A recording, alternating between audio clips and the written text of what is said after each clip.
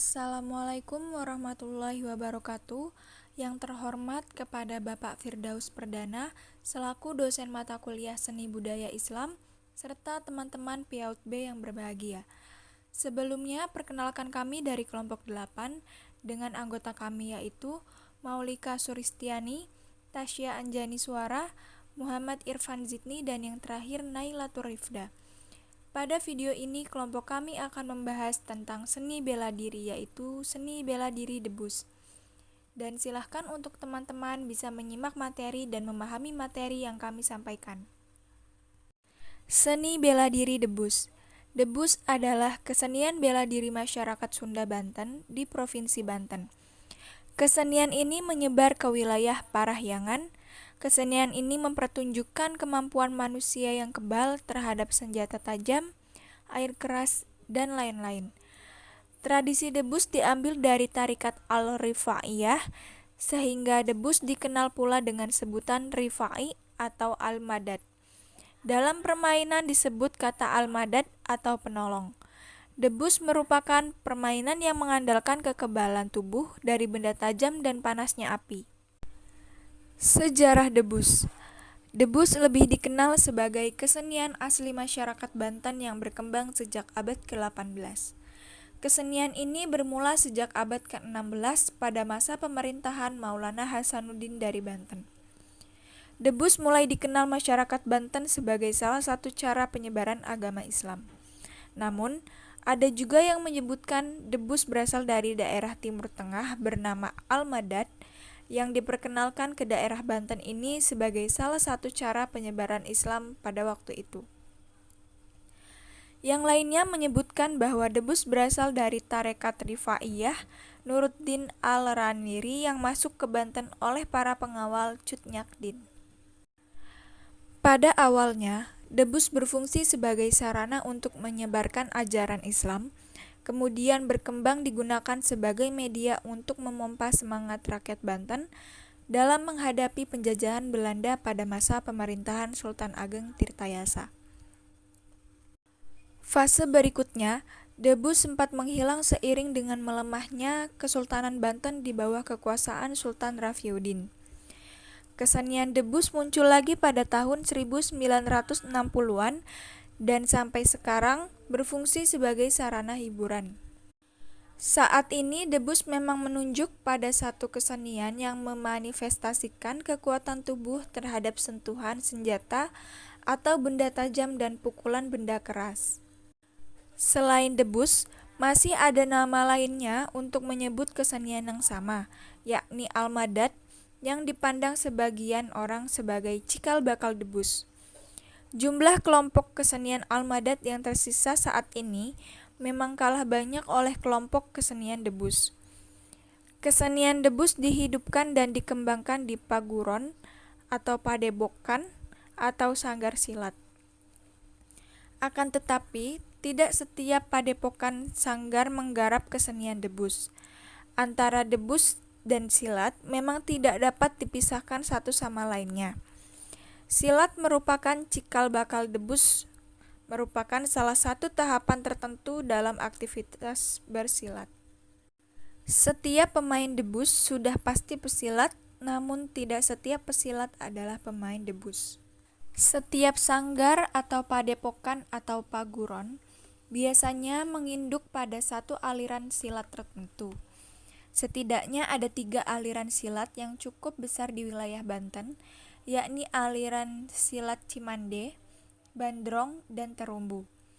Aliran silat tersebut mewarnai karakteristik kesenian debus yang dimiliki oleh sanggar atau padepokan atau paguron debus.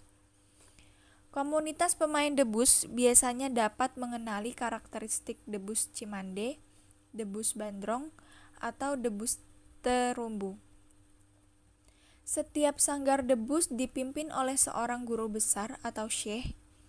Dia membawahi sekitar 20 pemain debus termasuk pemain atraksi dan penabuh nayaga. Untuk menampilkan kesenian debus, diperlukan perlengkapan yang meliputi busana pemain, peralatan kesenian, dan peralatan atraksi debus. Busana pemain debus terdiri atas selomar atau ikat kepala, baju kampret, dan celana pangsi. Peralatan kesenian yang digunakan untuk mengiringi pertunjukan debus ada 3 jenis. Pertama, peralatan kesenian kendang panca untuk mengiringi debus cimande yang terdiri atas terompet, kanco gong, kendang kamprang, kendang gedur, dan kulanter. Kedua, peralatan kesenian patingtung untuk mengiringi debus terumbu dan debus bandrong, yakni terdiri atas 1 kendang besar, 2 kendang kecil, gong panggang dibuat dari drum berisi air dan di bagian atasnya diletakkan besi panjang yang ada cembungnya. Kenuk, angkep, kencrek, dan tarompet. Ada juga yang merupakan gabungan kendang penca dan rebana. Adapun peralatan atraksi debus yang akan digunakan tentu saja disesuaikan dengan jenis atraksi debus yang akan ditampilkan. Tak kurang dari 40 jenis atraksi debus yang ada di Banten, di antaranya berjalan di atas bara api yang menyala, memukul bata di kepala dengan kayu, menjilat pisau yang dibakar, menorehkan pecahan botol ke badan, menusuk pipi dengan jarum, menginjak pecahan kaca, menyiram badan dengan air keras, menusuk perut dengan paku Banten atau almadat, mengupas kulit kelapa dengan gigi, menyayat badan dengan golok yang tajam, dan menusuk lidah dengan kawat.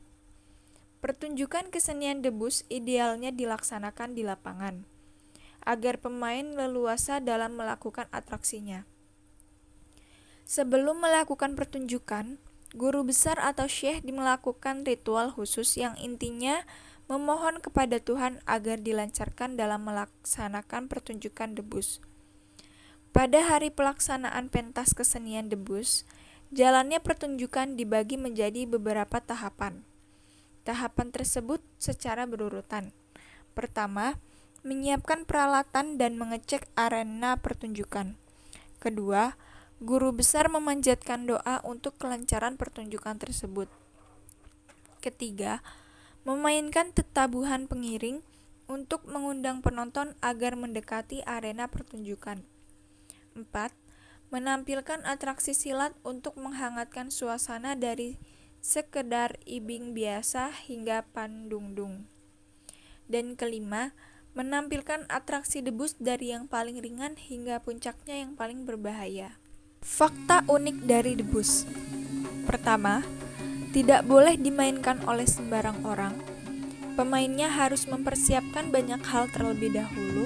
Seperti yang kita ketahui, debus Banten ini adalah salah satu kesenian yang memiliki tingkat bahaya yang tinggi. Sebab kesenian ini bermain-main dengan maut seperti mengiris bagian badan tertentu dengan senjata tajam sampai mengunyah pecahan kaca. Karena tingkat bahaya yang tinggi, maka kesenian ini tidak dianjurkan dimainkan oleh orang yang bukan terlatih sebagai pemain kesenian ini. Bahkan, para pemain yang sudah terlatih pun harus mempersiapkan banyak hal sebelum melakukan atraksi tersebut. Kedua, debus Banten terkesan berbau mistis. Ternyata, ritualnya bernuansa Islami. Debus selalu menampilkan atraksi-atraksi yang di luar akal sehat seperti mengiris tangan sendiri dengan senjata tajam tapi tidak mengeluarkan darah setetes pun, sehingga banyak orang awam yang mengira kesenian ini berbau mistis. Padahal, ritual debus Banten tidak mencerminkan yang berbau mistis atau klinik sama sekali. Biasanya setiap pementasannya diawali dengan menembangkan lagu-lagu tradisional yang biasa disebut gembung. Setelah menembangkan lagu-lagu tersebut, kemudian dilanjutkan dengan membaca zikir dan macapat yang isinya berupa puji-pujian kepada Allah Subhanahu wa taala dan nabi kebesaran umat Islam yaitu Nabi Muhammad Shallallahu alaihi wasallam dengan tujuan agar diberikan keselamatan. Ketiga, Debus juga digunakan untuk media penyebaran agama Islam di Indonesia. Jika kita lihat pada sejarah, ternyata sejak zaman dahulu, debus sudah sangat identik dengan ajaran agama Islam, khususnya pada zaman penyebaran agama Islam di Nusantara, terutama di Pulau Jawa dan sekitarnya. Konon katanya, kesenian debus ini ada kaitannya dengan tarikat Rifaiyah yang dibawa oleh Nuruddin Ar-Raniri pada abad ke-16. Tarikat ini mengutamakan kekhusyukan dalam beribadah dan memfokuskan hanya kepada kehendak Allah Subhanahu wa taala. Sedangkan di Banten, debus membantu menyebarkan agama Islam dengan doa-doanya yang diambil dari ayat suci Al-Quran sebagai doa untuk kekebalan tubuh dengan berbekal la haula wala quwata illa billahil aliyil azim. Artinya, tiada daya upaya melainkan karena Allah semata.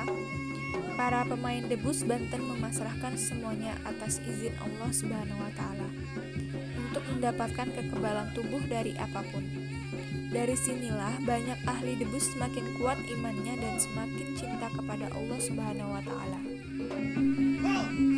Keempat, hampir setiap acara apapun di Banten, debus jadi pembukanya sudah menjadi tidak asing lagi, khususnya bagi orang-orang Banten. Setelah melewati waktu yang cukup lama, kesenian debus Banten makin akrab terutama bagi warga Banten. Bahkan kalau kamu bukan orang Banten yang mendengar kata debus, pasti langsung ingat dengan Banten. Sehingga wajar jika kamu bisa menemui pementasan debus di setiap acara yang diselenggarakan oleh warga Banten. Karena debus sudah mendarah daging untuk orang Banten dan menjadi ciri khas daerah Banten. Adapun jenis atraksi debus, kesenian debus yang sering dipertontonkan diantaranya menusuk perut dengan tombak atau senjata tajam lainnya tanpa terluka, mengiris bagian anggota tubuh dengan pisau atau golok, memakan api, menusukkan jarum kawat ke lidah, kulit pipi, atau anggota tubuh lainnya sehingga tembus tanpa mengeluarkan darah, membakar tubuh dengan api, menaiki atau menduduki susunan golok tajam, dan berguling di atas serpihan kaca atau beling.